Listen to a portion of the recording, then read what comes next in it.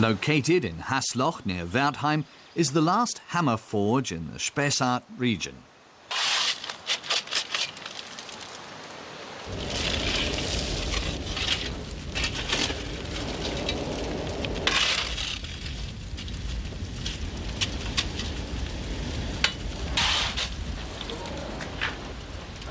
The man charging the furnace is Eric Müller.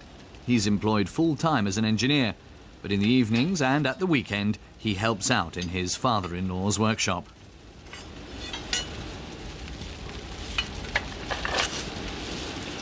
When the fire is going, a stage begins which stimulates several senses at once.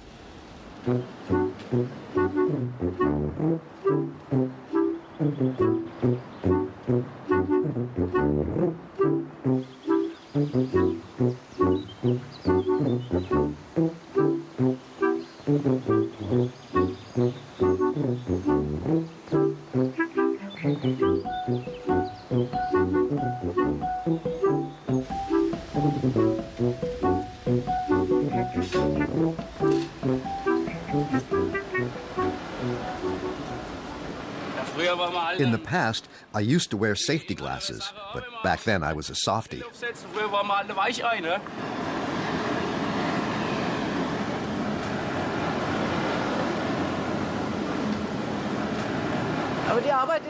The work's tough enough as it is? Yes, it's tough, simply because it's hot next to the furnace. In winter, at -5 or 6 degrees, your back's cold. Then it's dark, drafty, and horrible. Yes, it's hard physical graft.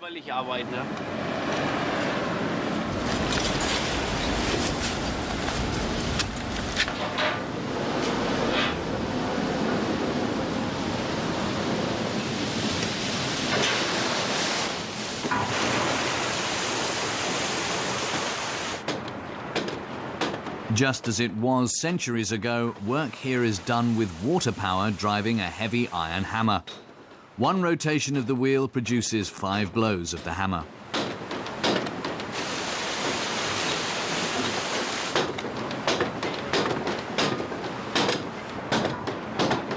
Working a lift gate with an iron bar, brother-in-law Dietmar regulates the water supply and thus determines the speed of the successive blows. Father-in-law Armin Hock leases the hammer forge. Only recently, dust pneumonia forced him to stop work at the age of 55.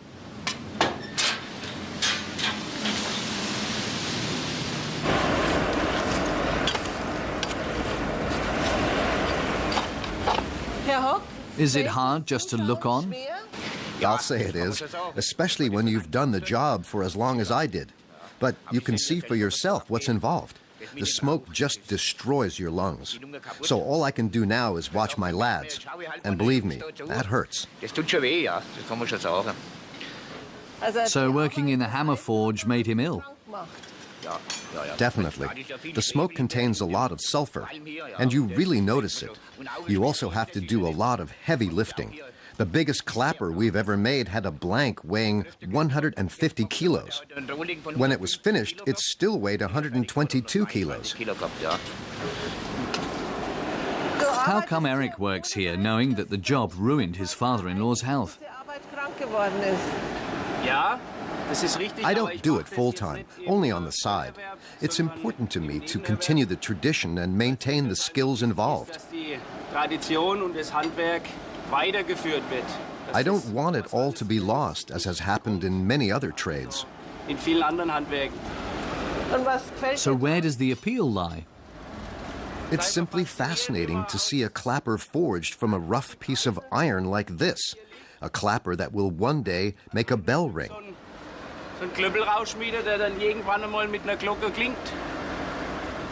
So much detailed knowledge goes into it.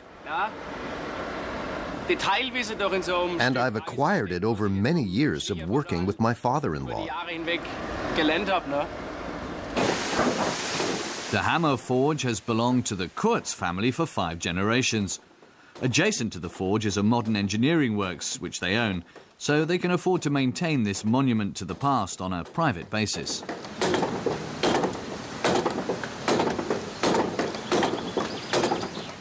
Known as a bear, the head of the hammer is keyed onto a massive oak axle. This bear weighs 170 kilograms. These days, it's mainly clappers for bells that are made in Hasloch. In the past, the hammer forge mainly turned out agricultural equipment. How many smiths worked here in the past? There used to be 16 hammersmiths, and the forge was in operation round the clock. And they even lived upstairs. That's right. There's a picture on the wall here showing lots of hammersmiths. It dates back to 1907 and also includes the foundry workers. That's what it used to look like here. And who's this? Me in my prime. When was that? About 15 years ago. What did hammersmiths wear? A light shirt, clogs, and a large floppy hat. And that was how they worked. You'll still see the hat today. It's still the official headwear of the Guild of Hammersmiths.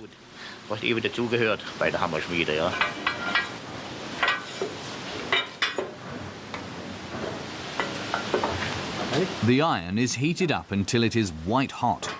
In good times, between 500 and 700 bell clappers a year were manufactured here. Their weights range from 100 grams to 150 kilograms.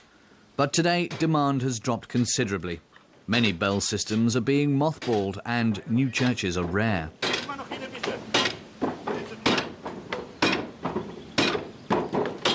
It took 6 hours to forge this heavy clapper.